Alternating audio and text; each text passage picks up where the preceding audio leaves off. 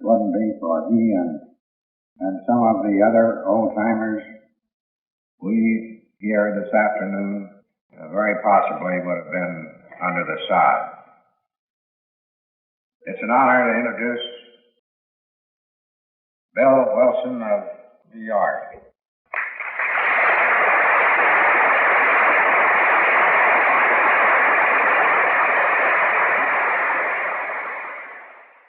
On this, our 23rd anniversary, we are gathered together, first of all, I think, to give thanks to Almighty God for the love and grace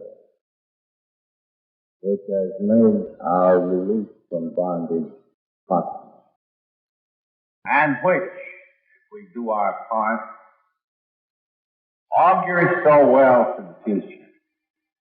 Lois and I never approach Akron, this city with the biblical name, city set on a hill, without a mixture of wonderful emotions. As we come in here, whether by car or by plane, something seems to come out to meet us. Because not only people can be special, so can places. And with places we have associations. And with this place, the dearest of all. And as we approach the town, the flood tide of reminiscence of all that happened here in our pioneering time fills the mind. And as we go from gathering to gathering, as we hear one incredible story of redemption after another, all of this gathers great force and intensity and finally culminates in such a meeting as we are now having. I always ponder a good deal what to say at a time like this. There are a good many topics we might discuss, but I don't think that people are interested so much in topics as they are in the spiritual significance of what happened in this town. The story is well known. It has been oft printed, oft told. But I am beginning to be persuaded that the reason we like to hear the story again is to, in some measure, to relive it, to set the clock back to that time when this society was very young, when a great veil hung over its future. So how did it all begin? And what do we see in it now? And shall we, still a very erratic people, in the midst of chaotic times, in the midst of dissolution of society and values all around us, by what reason should we continue to hang together?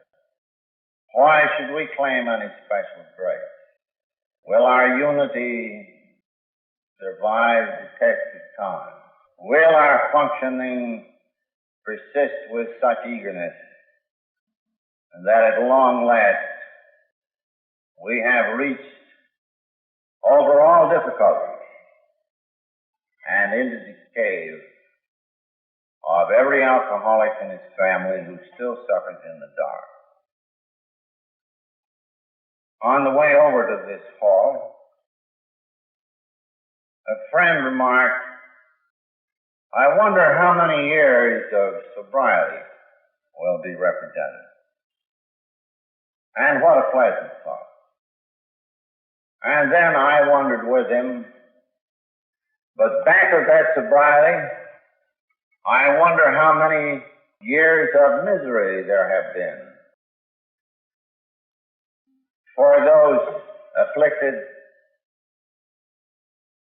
and for those who love them. And then I contemplated there might be a few thousand people here, 1, 2, 3, 4, and realized that this gathering would be only a token, the barest percentage of what a total meeting of AA today would be like. And then I realized something of the influence upon all of our friends, upon the world around us. And I began to see how hopeless was the task of taking in even the slightest fraction of AA's history as expressed in terms of one of us carrying the message to the other, of our wives carrying the message to the next. No, that would be impossible. Only God could know the history of AA to date, and of course only God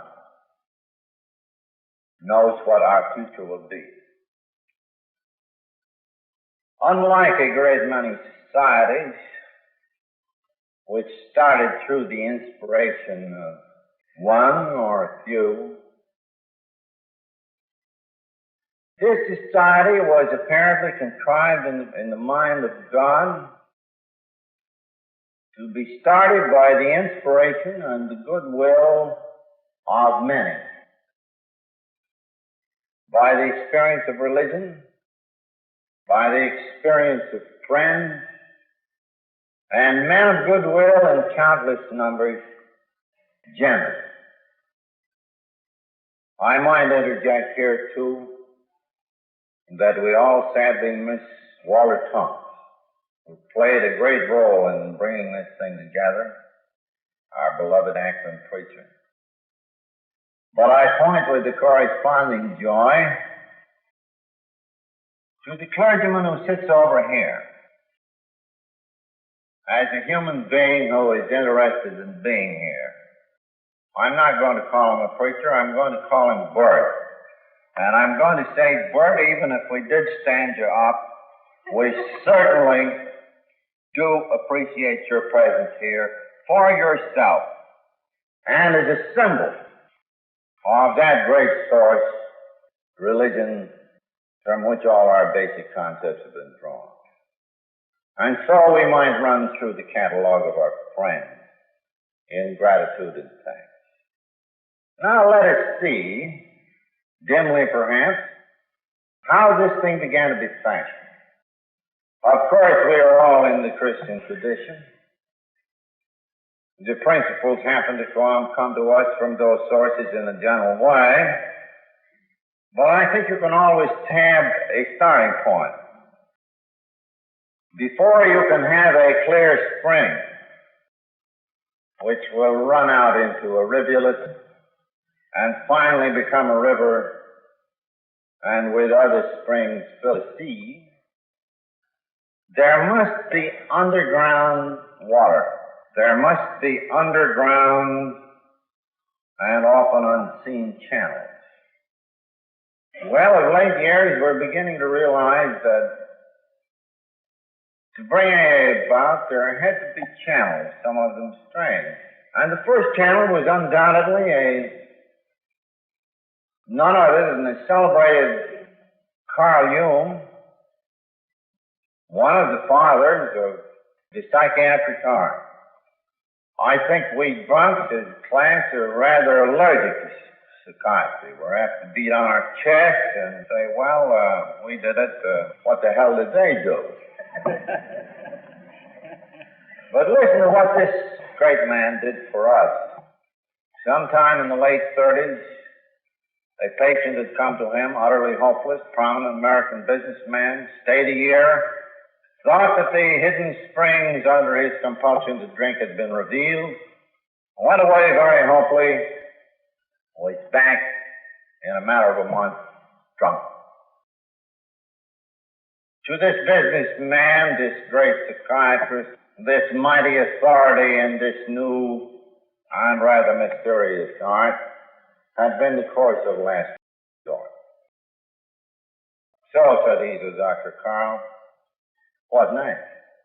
And this great and very humble man said, well, I thought you might be one of those occasional cases where there could be re-education at depth, where we could unhook this insanity of yours to drink. But as time has gone on, I have seen that you are like most of the rest.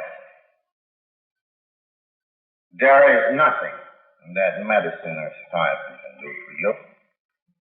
You can only put yourself under commitment if you wish to live long. But, persisted our friend, now hitting what we AAs understand to be the bottom, is there nothing? Yes, said Carl Jung, there is a bare possibility. And that possibility is none the less than a spiritual experience, and if you want to put it to you straight, I mean religious conversion. Well, our friend says I'm a vestryman in the Episcopal Church, or I was till they booted me out. I got faith, but it doesn't seem to work. Said Carl Jung, what I'm talking about goes far deeper than faith of the ordinary sort. It involves an experience which transforms and enables the recipient to do that which they couldn't do before. How do I get such an experience, said the patient. Jung said, well, these genuine transforming experiences are not too plentiful. At least one of such a dimension as would expel your insane obsession. The lightning powerful enough to dispel your insanity only strikes occasionally here and there. Down through the ages, men have got well, through conversion, through spiritual experience.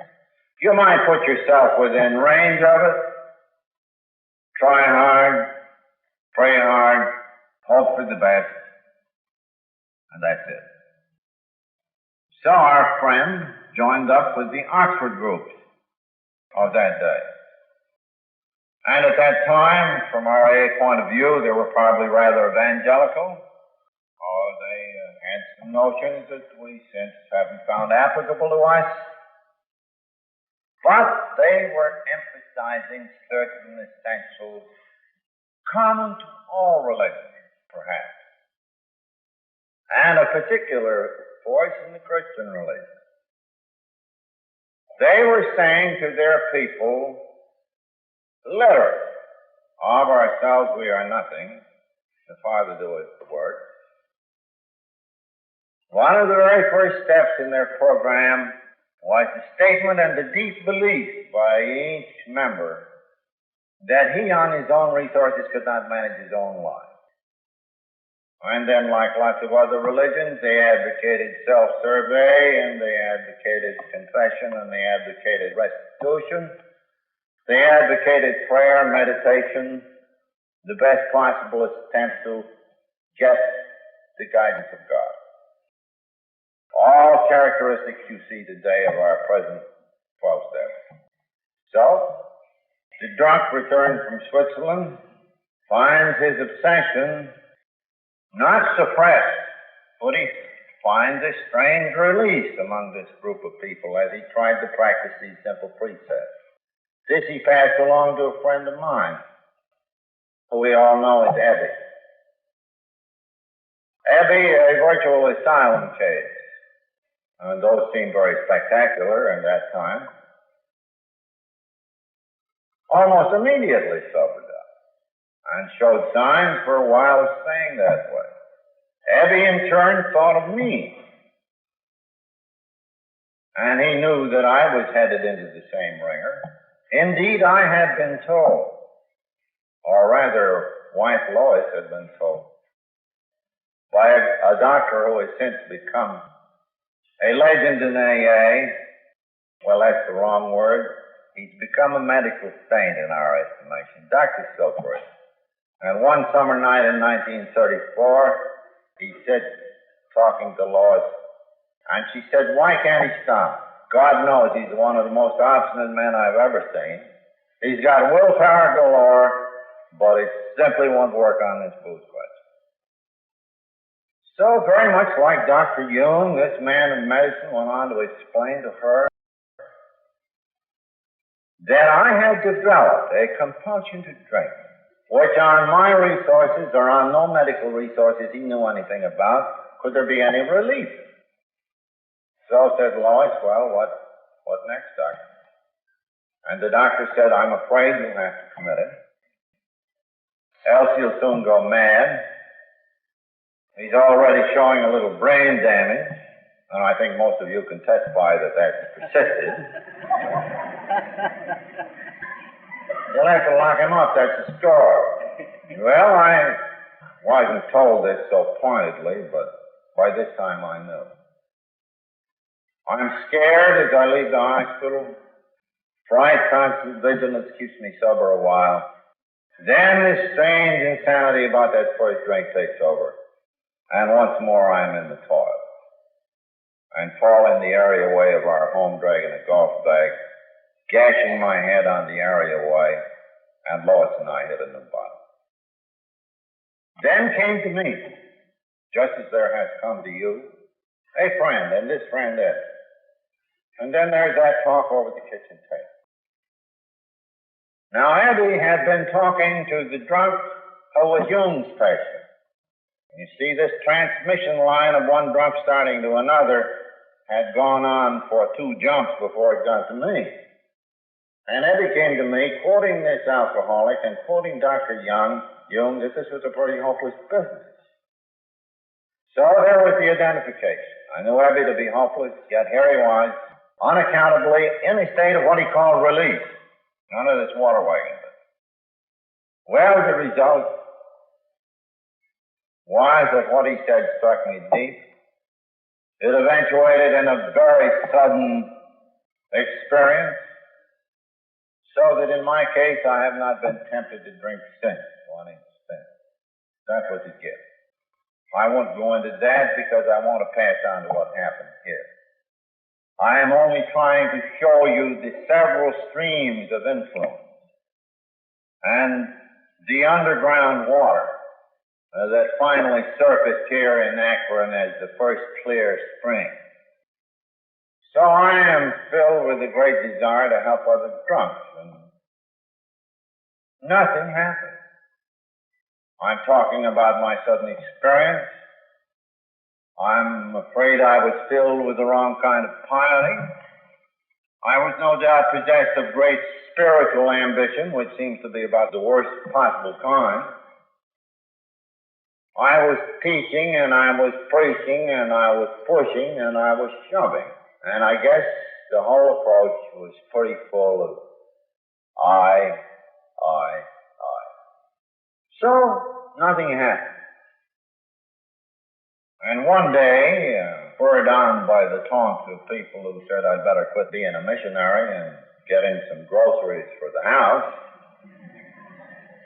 I went over to Wall Street, insinuated myself into a business deal with complete strangers, which brought me out here, and it held some promise. And the business deal fell through with a bang in about a week. My companions took their leave. They had the fare home, but I didn't. So I was left in the Mayflower Hotel. I always feel this deep stirring when I enter that lobby. For the first time in my now 6 months of sobriety, I began to feel frightened. I thought of going into the bar, which was then at one end of the lobby. Then I'd walk to the other end, and there was the church directory. I thought to myself, for the first time, I think, I need another alcoholic to keep me sober. Well, it wasn't a question of saving him entirely, it was a question of saving me. And then I realized what work I had done had been helpful to do that, so that another idea came into view. And I called up Walter Tunk, and he gave me a list of people, and they didn't understand too much. Can't be blamed. There were about 10 of them. I called them up. They couldn't see me. They couldn't understand why I had to find another drunk. That sounded rather ominous. And finally, at the end of the list, with great reluctance, I called up somebody called Henrietta Seiberling. I conceived this to be the elderly Mrs. Seiberling. I was sure that on a Saturday afternoon she wouldn't care to entertain a drunk looking for another drunk. But something had persisted in telling me, "You just better do this," and I did. And that southern voice that we know so well of Henrietta's came over the phone, and she said, "Well, I'm no alcoholic, but I guess I understand about hitting bottom. And I think I understand something about release. And I have something in mind for you. Will you come right out here now?" Sounds like the 12th step, doesn't it? So here was somebody who understood enough and who cared enough, see an utter stranger who was looking for a drunk to work with. I get out there, quickly tell my story. She said, "I know just the man. He's tried everything. They're getting in a very hopeless state. I'll call up over there. It's Dr. Bob and my friend Ann. I'm sure they'll be interested." So that she called up. Ann answered. Mother's Day, Bob had just come in with the potted plant, you know, that classic. He's so potted he's under the table he can't move. Next morning there's a terrific hangover. He still can't move. But reluctantly he said he would stop in at Henrietta's gatehouse for just a few minutes, about 5 o'clock. And as though it were yesterday, I saw the door open. I saw Ann come in, half sick. I saw Bob looking apprehensively from side to side. You could read his mind. He presently revealed it when he said, "I can only stay about 5 minutes." So I said, "I guess you must be thirsty." Henrietta, the soul of discretion, immediately put us in a little room, her library. And here something new happened. I frankly told Dr. Bob that I needed him as much as he needed me, that I was in danger myself. I remembered the advice of my own doctor who said, "You're preaching too much. This is too much pressure. You're not pouring in the deadly medical evidence about this, the allergy plus the obsession of it." I found out, too, that Dr. Bob, when it came to spiritual matters, was far better instructed than I, and Ann perhaps better than either of us. So I had nothing to tell him on that score. Here was a man who knew. So here we were, two fellas with some information, but still no result. So I discussed this matter of alcoholism, of which he seemed to know little, as indeed is true of many physicians even today. And, of course, coming from me, an ex-drunk, I suppose that it struck him very deep. So after one prodigious slip in which he really hit bottom, from which he issued out of this hospital up the street, from an operation that it was doubtful he could perform, to make restitution before he even got home, Dr. Bob recovered. Well, Ann playing it safe and me wishing to continue with my business proxy row, it was very agreeable when she asked me over there. So all during the summer of 1935, I lived with the Smiths, an experience I shall never forget. You see, it must be remembered that I was almost without any religious instruction. A few things picked up from the Oxford group, odd pieces of reading. I had quit Congregational Sunday School 110 because I was asked to sign a temperance pledge. So that was the extent of my spiritual training and theological knowledge at the moment. And here were those people, so tender, so wise, So devout in the best sense of the word. The house was frightfully run down, and I remember sitting in what was then a pretty slatternly place, but which was nevertheless suffused with a real radiance. His hand would sit there beside that fireplace and read from the Bible. And I'm rather an impatient fellow, but they kind of tamed me on the meditation business. In other words, they became my teachers. But this hadn't gone along very long when Dr. Bob took the initiative. He said, Bill, hadn't we better be doing something? Hadn't we better be talking to some more alcoholics? In other words, Dr. Bob, destined to be the prince of all A's 12-steppers, was beginning to see his mission. And he was beginning to jog me.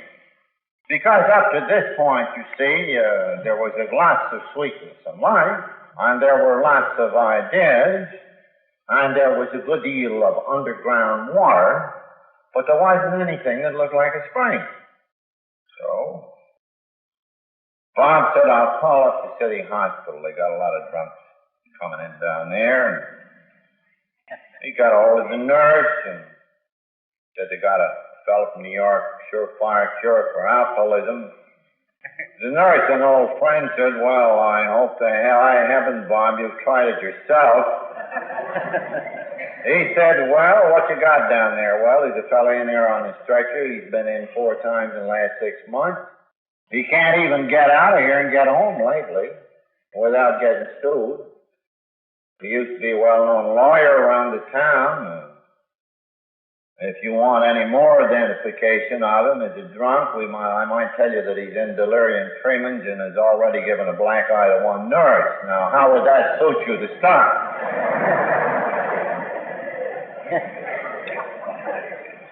Said, Dr. Bob, put him in a private room and you'll give him some this medication.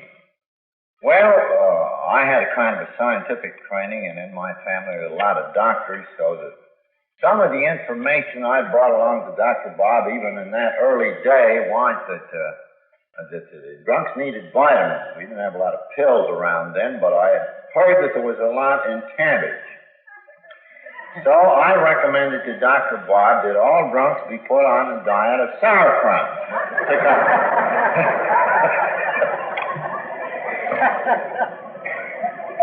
But that wasn't all. It was realized that drunks had very erratic blood sugar, and that ordinary granulated gave them a sour stomach, but somehow they had to get some sugar. So I recommended to Dr. Bob an intake every day of Carroll corn syrup, see? And then, just to be sure of vitamin C, I suggested that he eat a can of cold tomatoes every day. Well, I'd had Dr. Bob very faithfully following this. He would actually eat a half a can of cold tomatoes every morning. He would take about 4 spoons of Carroll corn syrup and a great big gob of sauerkraut.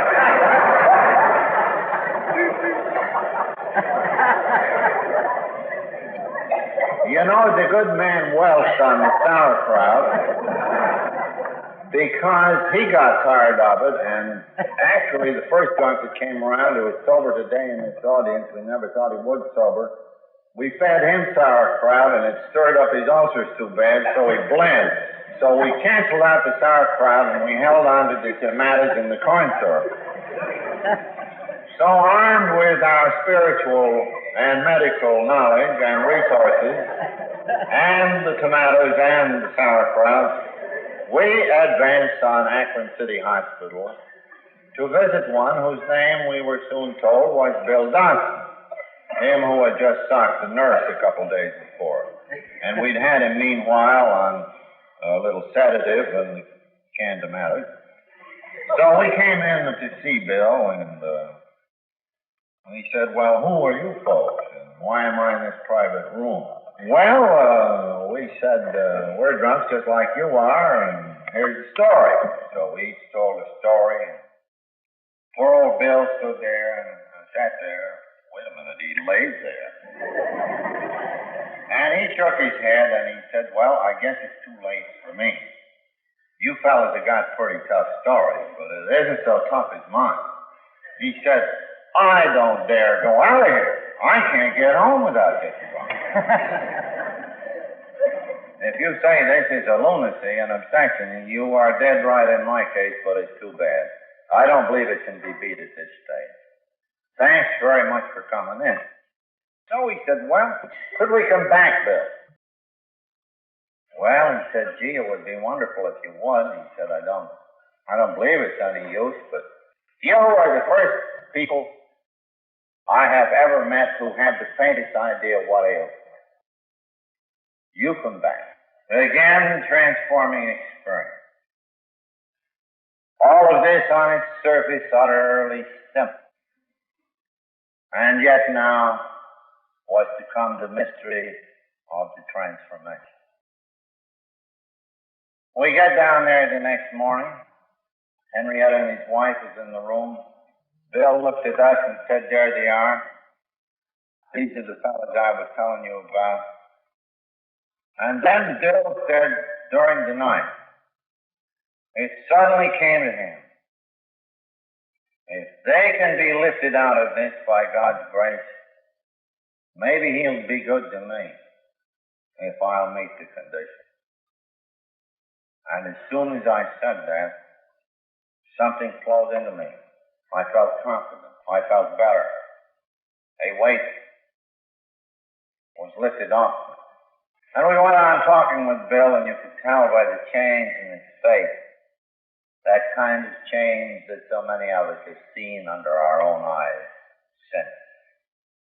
And there was assurance that when two or three were gathered together under the banner of these principles and in the kinship of common suffering, there he would be in the midst of us. And suddenly Bill said, Henrietta, please fetch my clothes. I'm going to get up and get out of here. And Bill got up and he get and never had a drink to the day of his death.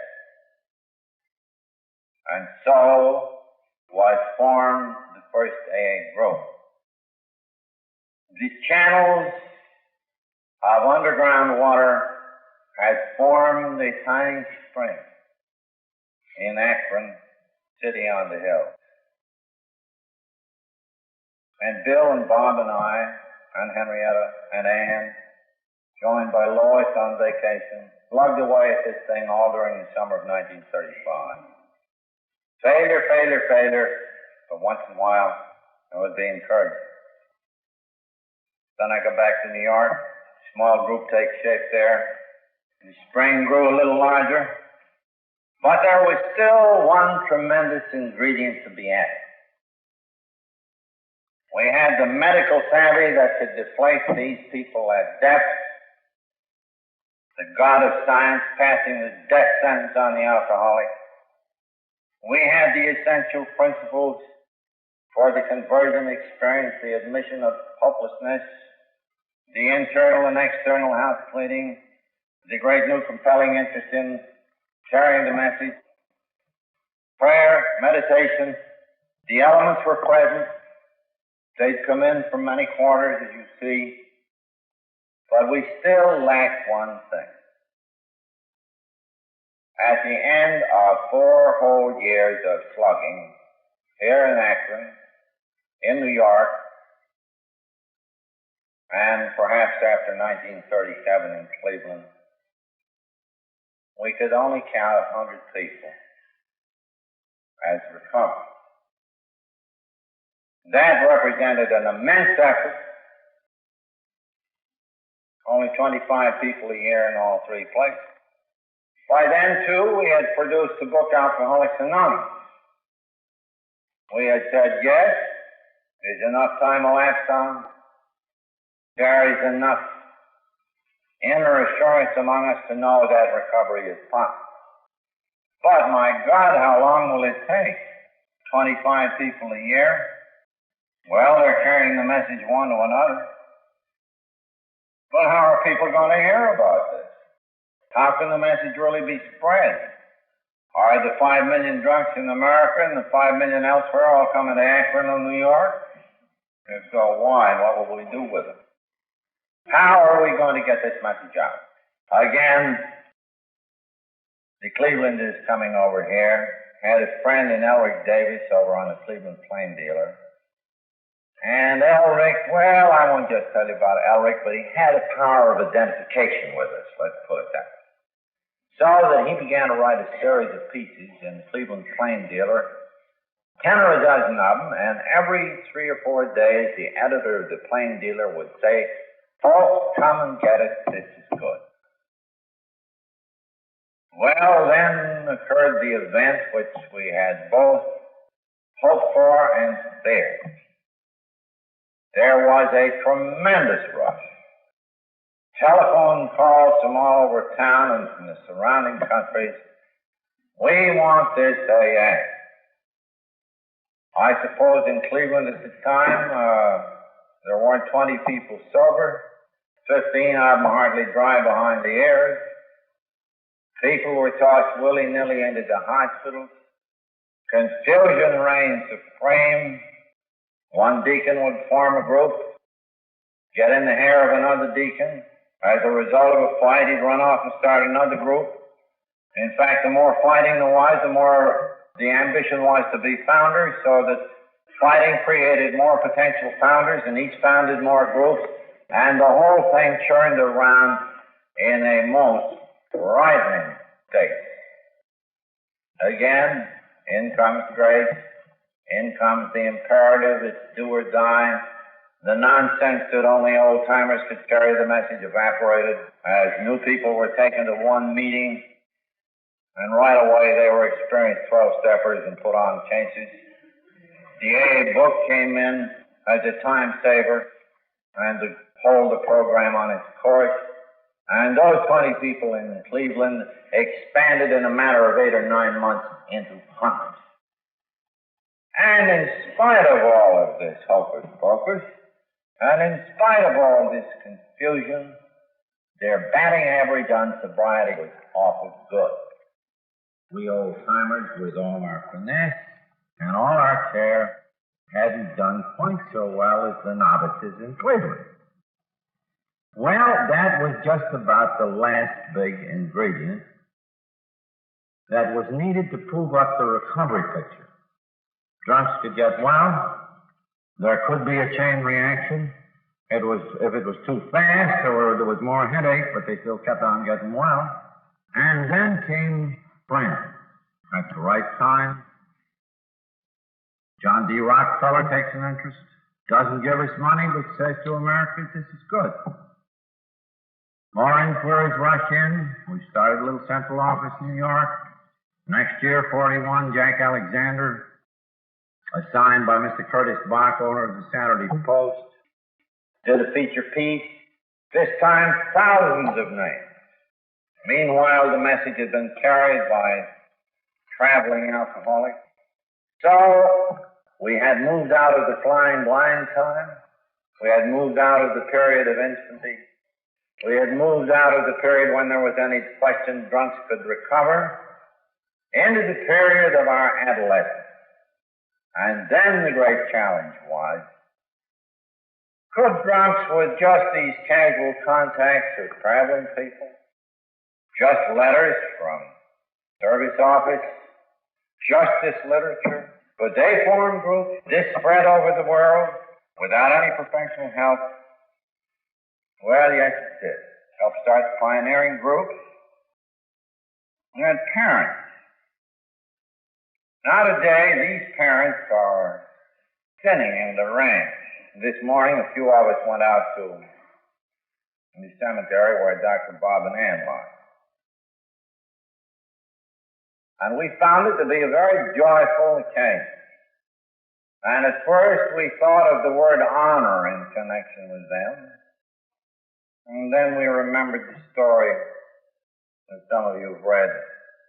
Now, Dr. Bob said, well, why don't we get buried like other people? No mention of AA there. So this was a joyous recollection of the contribution. And as I came away from there, I wondered what will be needed of those who remain to maintain this thing in its full strength, in this astonishing unity when the world around us is full of this unity, in a function that can carry us through all difficulties. And I must call attention to the fact that as individuals we've had all the difficulties there are. As groups we have had enormous difficulties. And from those difficulties have come the tradition.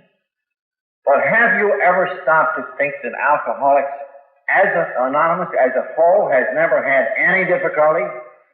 Sure, we've had some dandy rows down at headquarters and a lot of snitting about those arrangements, but the kind of things that are dividing society around us, the really disruptive things, have we had them? Has there been any bigotry? Any religious difference? Has anyone run off with the international treasury? Has anybody successfully exploited us for more than peanuts? Have we had a political row? Have we been subjected to a tyranny? Have we ever been driven underground? As people live in lots of parts of the world? No, none of these things have happened. As individuals, we've damn well been underground. We've been under the worst tyranny in the world. We have known these divisive influences and forces in ourselves in full strength and in our groups. But AA as a whole, no. Up to this minute, scot-free. Hasn't touched us. Now, I think this creates a natural but a rather serious illusion on our part. Apparently, when God intervenes, when we consider the gravity of this malady, alcoholism, its dark lunacy, the release, the 100% release from the alcohol sickness is nothing short of a gift, an outright gift. But once we have received that gift, and then we try to apply these principles to the life problem of living with each other, of living at home, and living in the crazy world, of earning a living, then we find it isn't all gift. We got a responsibility. So if we are prudent, we become very vigilant about ourselves. We become very serious about our responsibility, knowing that we can't forever receive just gifts of grace without making ourselves worthy. So we are vigilant about ourselves, we are vigilant about the group, we are vigilant about the area, but because all of us never got into any of these major troubles, we are very apt to say, well, God is looking after Alcoholics Anonymous. And bless the people that say it, so He has been, looking after us as a whole. And so He will, if we meet the kind of responsibilities and exercise the kind of vigilance and prudence, and I don't mean anger and fear, that will make us worthy of a continuation of this extraordinary outpouring of His grace. And what are the conditions for us as a whole that will make this possible? Well, as a whole, under the traditions, we shall need to maintain a unity that no peril or calamity can break. We shall need a function that will carry this message within reach of every alcoholic and his family in the dark where they still live. As a movement, we shall have to confess our defects when we see it. You know, in society today, movements have a remarkable perversion, I think, toward confessing the defects of other movements. Did you ever stop to think how rare it is for a government to confess its defects? Or with the other governments? Did you ever stop to think how rare it is for any form of society to confess its defects in the sense that we individuals have to confess our defects in order to stay alive? No, we shall pass the buck. We shall blame others. We shan't confess our defects. That is suicide for us individually, and so it may be for this movement. So let us be vigilant for our defects. Not full of guilt about them, just vigilant. Let us be willing to try to correct our defects as a society. And let each individual member of the society remember that a little is expected of him in sacrifice for the whole body. Also, let us realize that we have become citizens of the world, with responsibility there in this most perilous time that has yet been known. And what are our responsibilities? Essentially, by example, I think, rather than by aggression, to carry these principles into all our affairs. Increasingly, the last phrase of that 12th step. Practice these principles in all our affairs. Sobriety is but a beginning. Without it, we have nothing. It's the primary purpose of AA. But when that gift is secured, then we have that problem of living. Now, we have this problem of living as a society, as a whole. So let's apply the same standards to the life of the whole that we do to our individual lives or the lives of the group. Let us confess when we are wrong. Let us hew to our primary purpose. Let us eat, make the kind of sacrifice of those urges to power, money, and personal prestige which are rending the world apart today. Let us deny these things in ourselves for the benefit of the whole. In our relations as a whole with the world outside, let us never fall into controversy.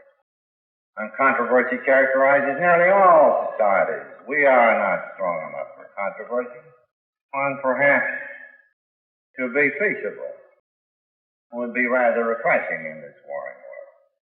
I do not mean to say that we should deny the right of the individual or the duty of the individual to act on the issues of our time as he sees fit. But as a society, no controversy at the public level. We're fighting nothing or nobody.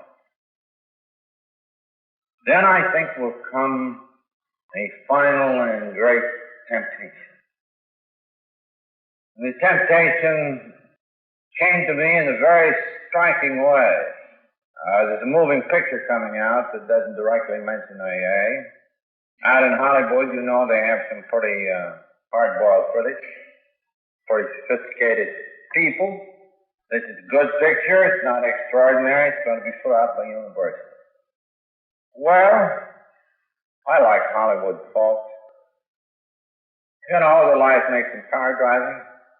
Sometimes it's cynical. Sometimes they're hard-boiled. And all of that is reflected in these critical journals like Variety and some of the others. In other words, here are people in charge of those publications that really feel, and perhaps to some extent are really sophisticated and very worldly people. Do you know what one of these journals recently said about this new picture? It said, this is a good picture, folks. You ought to go and see it. It says nothing about Alcoholics Anonymous. Nevertheless, it's all about Alcoholics Anonymous, as you will see. And Alcoholics Anonymous is probably the greatest movement of modern times, and quite possibly the greatest movement of all time. Now, this comes from Hollywood, and it makes you wonder, what is there about the spirit that has been granted us? We can't brag of this as a virtue. It's a grace, a gift. What is there about us that could have caused a typical Hollywood writer to pen any such story? Well, we don't know. That's a part of the mystery. Now, conceivably, this feeling will go on building up about AA. And behind it will be implicit the notion, well, maybe AA now, the drunks have become the chosen people who are destined to save the world. Now, let me say flatly and unequivocally that so far as we're concerned, that is a damn bad idea. We can't stand that kind of stuff. We mustn't at any cost become a new and a competing religion. We must not be so vain as to suppose that such is our destiny. When people say these things about us in their hopelessness, and the world is hopeless today, they are generous, they are sincere, but never let any such thing as that motivate us of AA. Let us put on the perennial example of regeneration under the grace of God. And let us remember our anonymity. And let us remember that my good partner and his wife understood it when they refused to put the word AA on their own burial stone. A lot of people may say, well, most everybody gets buried like ordinary folks. What's they shooting about? But to me, that's a very symbolic thing, because in effect, Dr. Bob was saying to me, all right, protect AA with anonymity at the public level. Keep it out of controversy at the public level. Don't let's get married to other people at the public level. Protect it. Let's each make a sacrifice of our personal desire for money, fame, and what have you. That's all very well. It ain't work. No symbols, marks, or distinctions, or honor. And to my mind, that marks the acme of the kind of humility we shall need. Preserve our means of survival in full strength, and to transmit it on to posterity for so long as the Lord our God wants that done.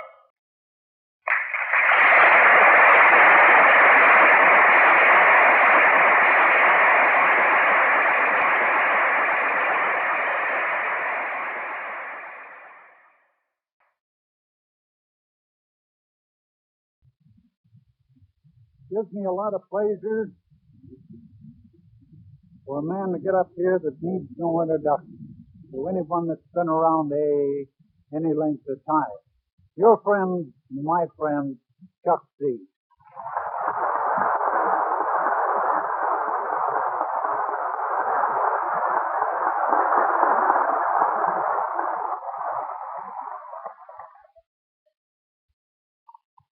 Thank you. I'm Chuck C., and I'm an alcoholic. Hi. That's my talk. That's my talk, and my wife just took it away from me.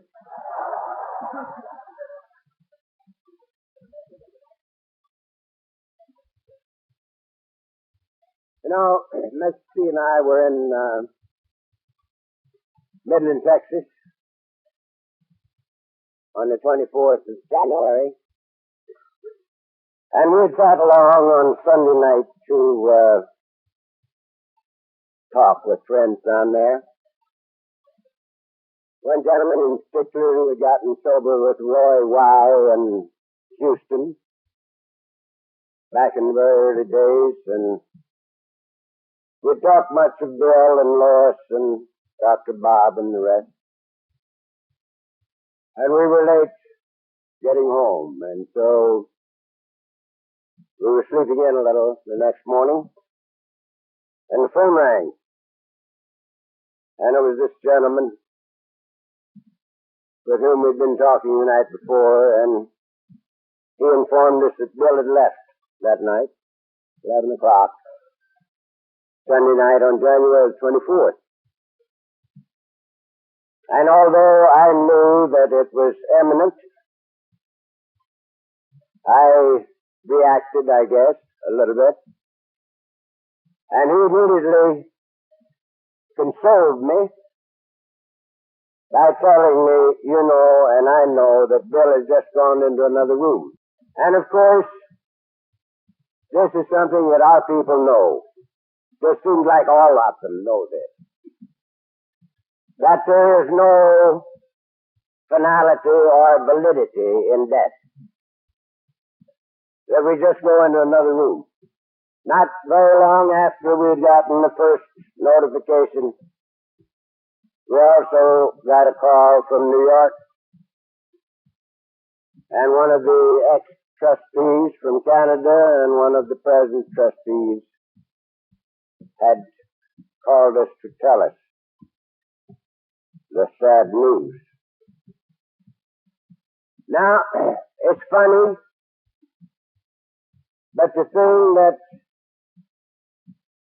hit me immediately and has kept hitting me from then until now was thank God that we had him as long as we did. Thank God that Bill was with us as long as he was. 36 years we had Bill. He got sober in the fall of 1934. And I think in my little time I want to talk a little bit about that which God hath wrought through Bill and the rest of them. We started in 1951 on a 5-year trial basis. And in 1955, Bill and the board and the rest of the old-timers gave the society to us with a way to perpetuate itself from now on by our delegates and our General Service Conference in New York. It worked out beautifully in the 5-year period of trial and error, and it's worked out beautifully ever since. But again, it's not something that can last forever unless you and I know it and work it and love it. So that made all the things that Bill had set about for himself to do. He had gotten finished before he had to leave, before his illness. Now, I want to talk a little bit about my own great privilege of knowing, for instance, not only Bill, but Bessie and I knew Bill and Lois very, very personally. They in our house and we in theirs. We also had the privilege of meeting Dr. Bob and Ann. We also knew Ebby quite well, and had the privilege of spending quite a little time with him. Bertie, of course, I knew intimately when I was your delegate, and loved him very, very much. Sister Ignatia, I had known not too well. Dr. Tebow, I knew. I did not know Dr. Silkworth. But all these folks I had the privilege of knowing, and particularly Bill. And just for a few minutes, I want to tell you the highlights, the things that I remember the most.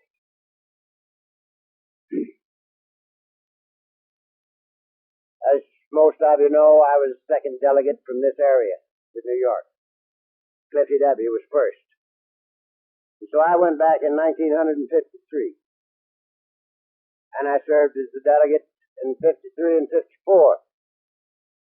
And after the 54 conference, Bill came to me and he says, Chuck, you've been back here 2 years in a row, and you've never taken 5 seconds of my time. And it's high time that you and I were to get better acquainted. And says he, I'm going to come out and see you. Well, you're going to knock me down with a feather.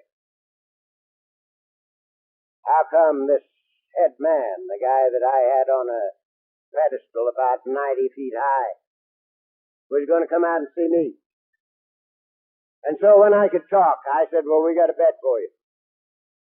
We'd be glad to see you any time. And it wasn't too long until he came. And he spent 3 days in our house in Beverly Hills. And we never opened the front door. We just talked all the time. Well, now, one of the great impressions that I have of Bill, he didn't bring a bathrobe with him.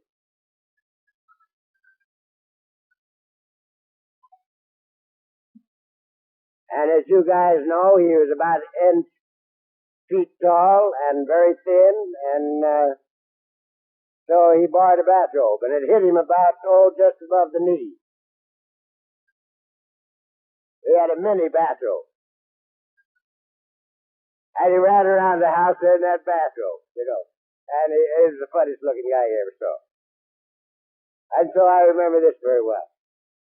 I also remember that he brought a problem of his own to me. I think that was an excuse. But he brought a problem anyway, and so that made him my baby.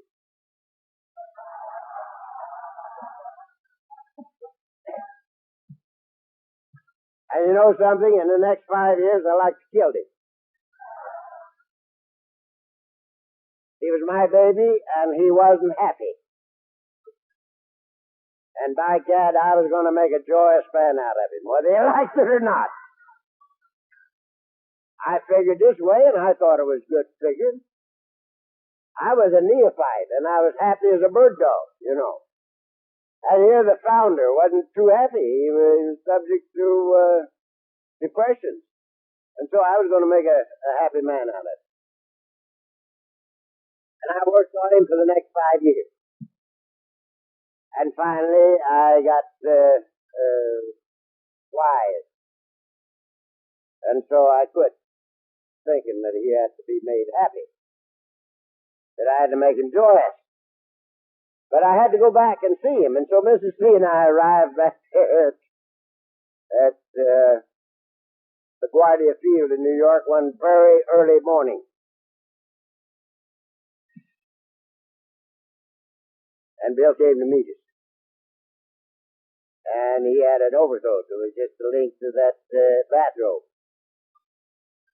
And he was late. And he finally got down there. He was limping, too. And he finally got there and picked us up, and we started to Bedford Hills. And you know something? His car conked out right on the ramp getting on the freeway. Well, Bill was telling us at that time about the concepts. They hadn't been written yet. But he had them all in his head.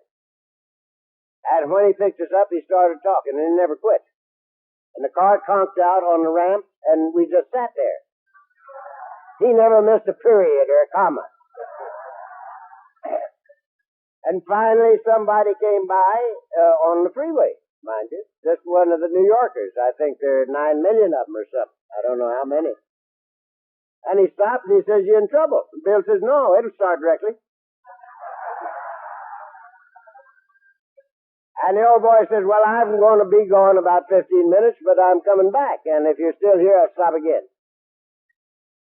And 15, 20 minutes, he came back by, and we're still sitting there. And he came up, and he says, "I think you're in trouble."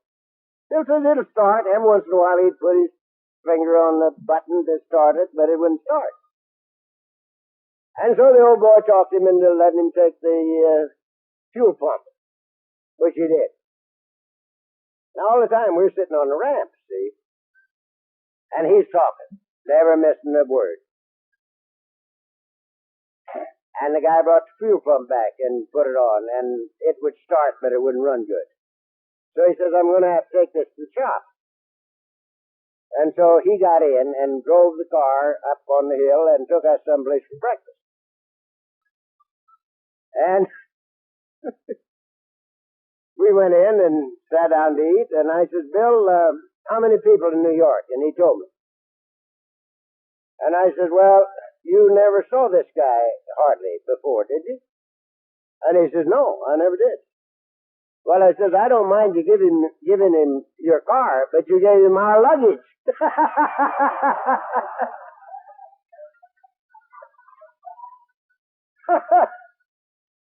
Bill says he'll be back.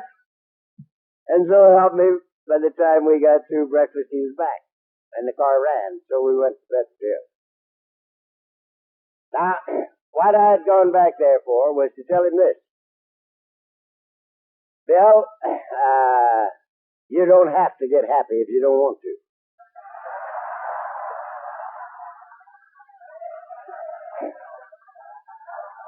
You have my permission to do anything that you like.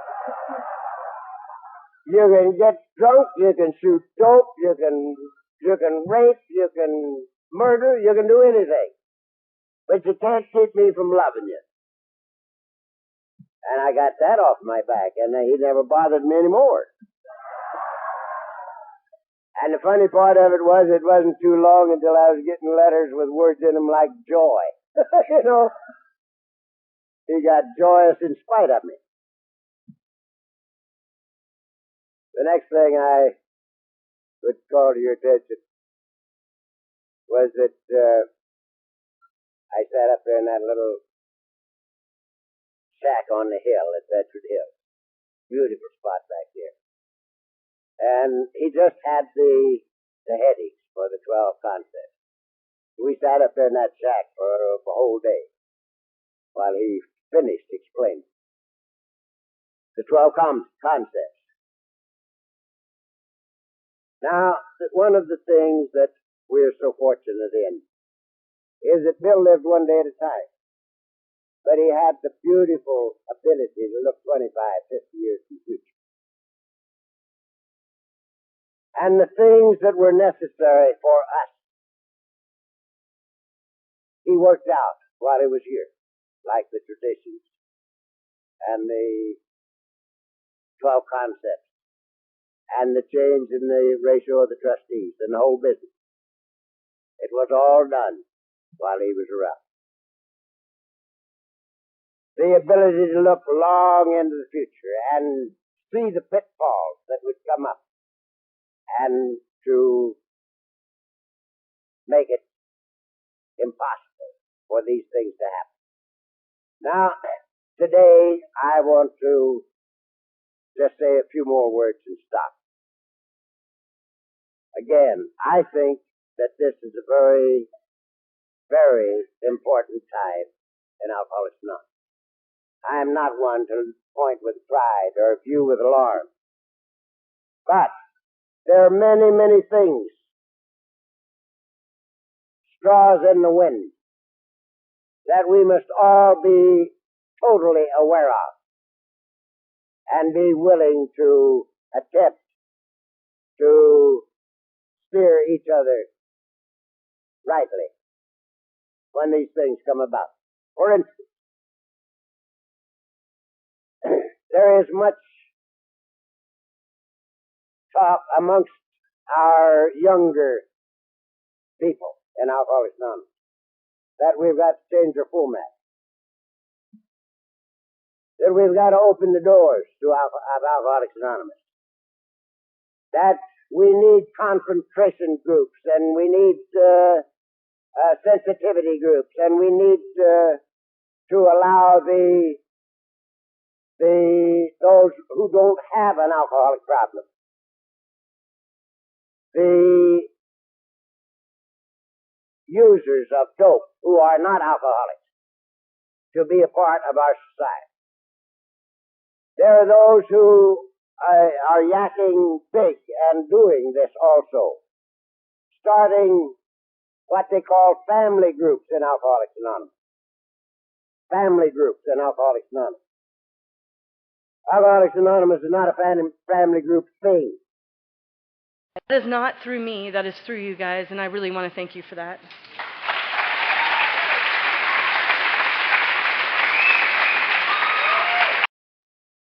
We are in one business and one business only. Our business is to carry the message to the alcoholic who still suffers. And that's the only business we're in. And it's the business we must stay in. if we're going to survive.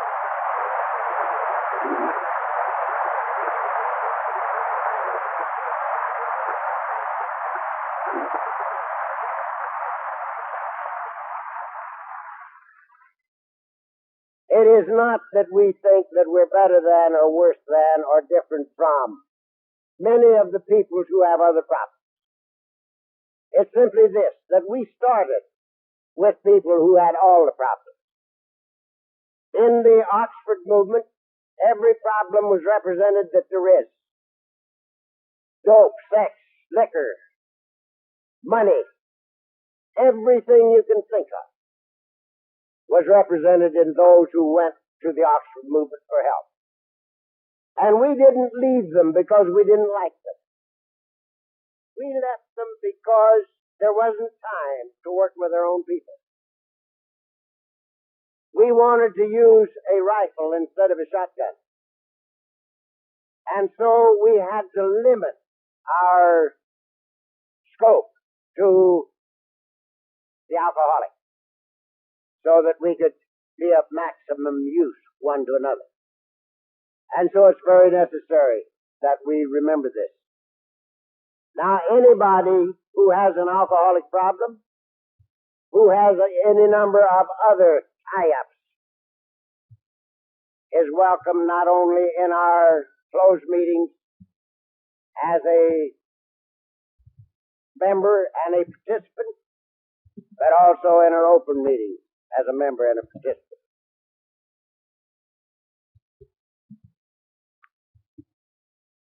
Others who don't have an alcoholic problem, but have many related problems, are welcome in our open meetings, but not as participants.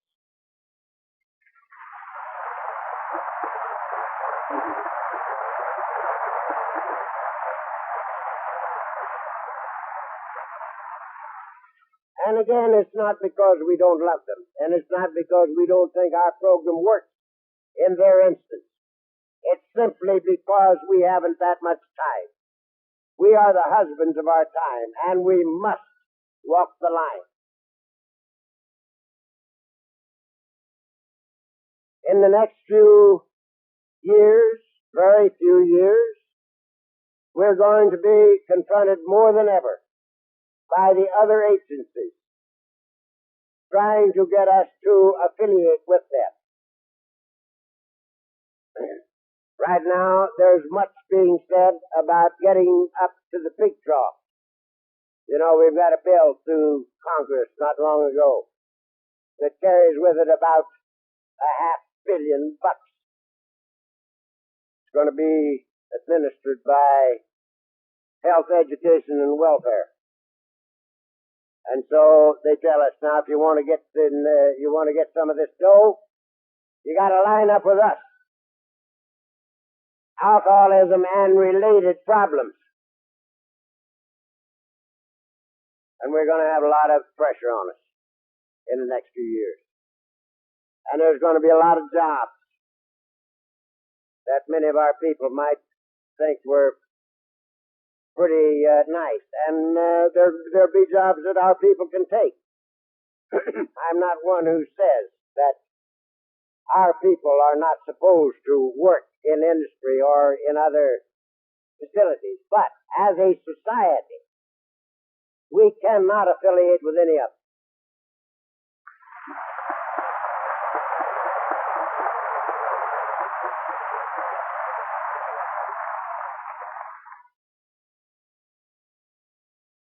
We must stay in the business that we're in and doing so well in.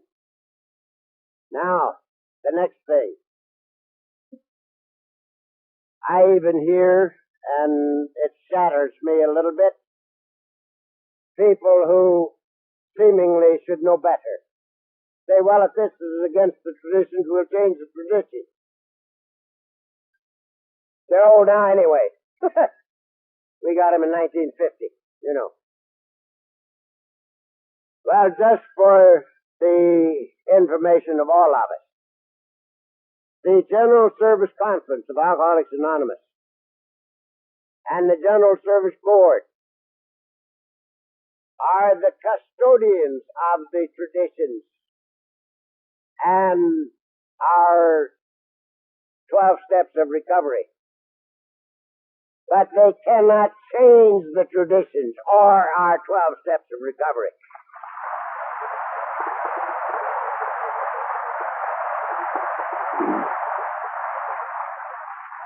The only way our recovery program and our traditions can ever be changed is by the entire membership of Alcoholics Anonymous. And I think they're in pretty good hands, because I think we're going to stay with it.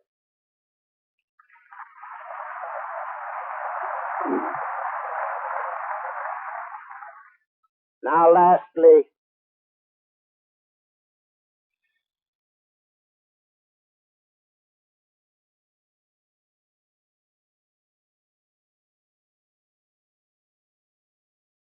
I love the program of Alcoholics Anonymous more than I love my own life. I love the people in it. I love that head man of ours like nobody's business. He was a fantastic man. Our society, of course, was built on a transcendent spiritual experience. Your sobriety and mine is possible by the grace of God, and only by the grace of God. And when I hear the talk about changing our program, about updating it, I have to say to myself, since when have we developed a society that can update God?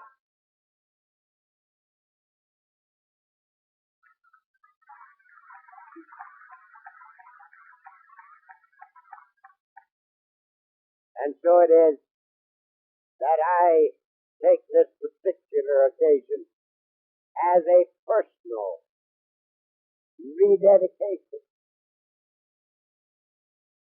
to our program of recovery, to our tradition, and to our legacy of service.